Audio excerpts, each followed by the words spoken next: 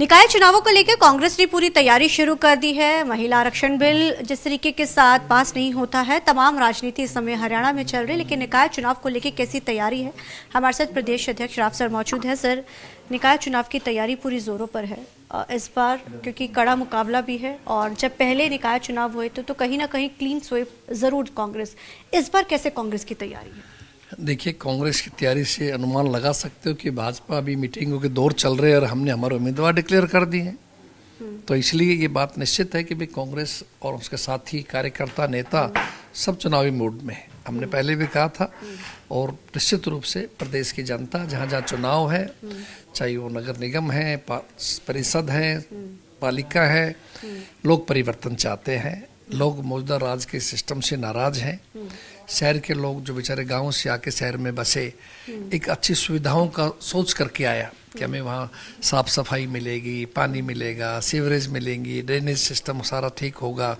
इस सब चीज़ों का अभाव, सड़कें टूटी पड़ी है, तो इसलिए लोग नाराज हैं। भ्रष्टाचार बढ़ रहा है, सुरक्षा नाम की चीज़ नहीं है, इसलिए लोग परिवर्तन चाहते हैं। हमें पूरा भरोसा है कि इन सब स्थान के ऊपर बहुत सी जगह तो हमारे विधायक सांसद हैं। पंचकुला में हमारी पार्टी के हैं चंद्रमोहन जी, सांसद हमारे मौलाना जी हैं। अंबाला में विधायक हमारे निर्मल सिंह जी हैं, सांसद वरुण मौलाना जी हैं। सोनीपत में सांसद हमारे ब्रह्मचारी जी हैं। एमएलए हमारा पिछली बार थे, अब की बार नहीं है। मेयर हमारा पिछली बार बना था, तो हमने वहाँ मजबूत उम्मीदवार कमल देवान जी जो शहरी अध्यक्ष है उनको उतारा है, जिनके पिता से 2 बार विधायक रहे। तो ये सब चीज़ें हैं जो आपके सामने हैं। इसलिए उम्मीद करता हूँ कि कांग्रेस पार्टी का प्रदर्शन बहुत अच्छा रहेगा और अच्छी मार्जिन से हम सब लोग ये चुनाव जीतेंगे। आपने सुरक्षा व्यवस्था की बात की, दुष्यंत चौटाला के साथ जिस तरीके की घटना होती है, लगातार सवाल खड़े किए जा रहे हैं, आप इसको किस तरीके से देखते हैं? देखिए, मैं तो कहता हूँ राजनीतिक पार्टियों को सरकार की तरफ से पर्याप्त सुरक्षा मिलनी चाहिए। मैं अपने ऊपर ही लेके कहता हूँ, दुष्यंत जी की बात तो बाद में करूँगा, कि प्रदेश अध्यक्ष को सुरक्षा नहीं है। मेरी समकक्ष बीजेपी में वहाँ एस्कॉर्ट दिया हुआ है, शायद और लोगों को भी कुछ दिया हुआ होगा, लेकिन हमारे पास नहीं है। पंजाब को भी है, पंजाब में भी है, महाराष्ट्र के अभी हमारे सह प्रभारी बैठे, उन्होंने कहा हमारे महाराष्ट्र में नियम है, चाहे कांग्रेस सत्ता में है चाहे बीजेपी है, विपक्ष पार्टी को हमेशा Y+ सिक्योरिटी मिलती है, तो मिलनी चाहिए।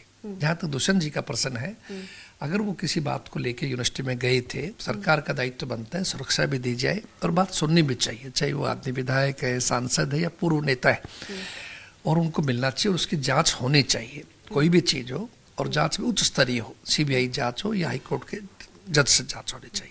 सर, महिला आरक्षण बिल को लेकर हालांकि कांग्रेस की तरफ से आज सभी महिला सांसदों की तरफ से आज प्रेस कॉन्फ्रेंस की जा रही है, वहीं भाजपा भी कह रही है कि ये विपक्ष का चेहरा सामने है कि महिलाओं के साथ विपक्ष नहीं खड़ा है, जैसे बिल वहां पर पास नहीं होता है। देखिए, जहाँ तक आपने प्रश्न किया महिलाओं का, क्या उन्नाव की महिला नहीं थी, क्या हाथरस की महिला नहीं थी, क्या मणिपुर की महिलाओं का वीडियो नहीं देखा गया, क्या महिला खिलाड़ी जो अंतर्राष्ट्रीय स्तर पर नाम था, ओलंपिक का बड़े बड़े उन लोगों को घसीटा गया, जब महिला कहाँ गई थी?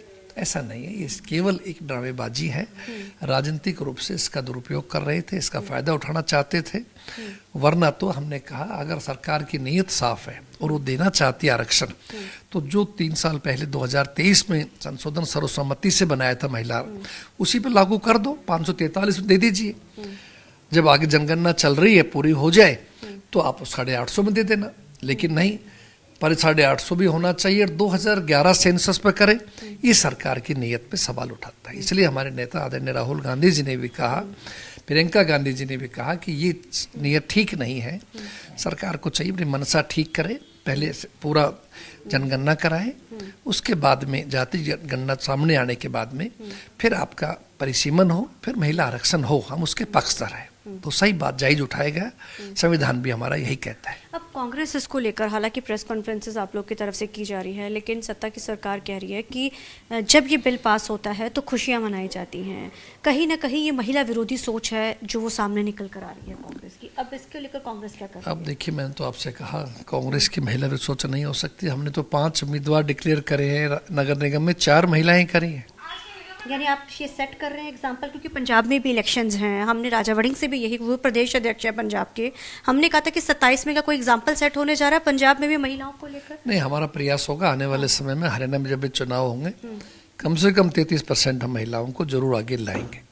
चाहे ये पास हो ना हो, लेकिन रखा जाएगा। तो ऐसा हमारा मन है और हम ये जिम्मेदारी के साथ आपको कह रहे हैं। धन्यवाद सर। तो जाहिर है अब देखना बड़ा अहम रहेगा कि आने वाले दिनों में किस तरीके के साथ चीजें होती है, लेकिन ये साफ कर दिया गया है कि महिला बिल के ऊपर कोई राजनीति नहीं हो रही है। कैमरामैन जैसी के साथ चंडीगढ़ से TV9 के लिए अमनप्रीत कौर।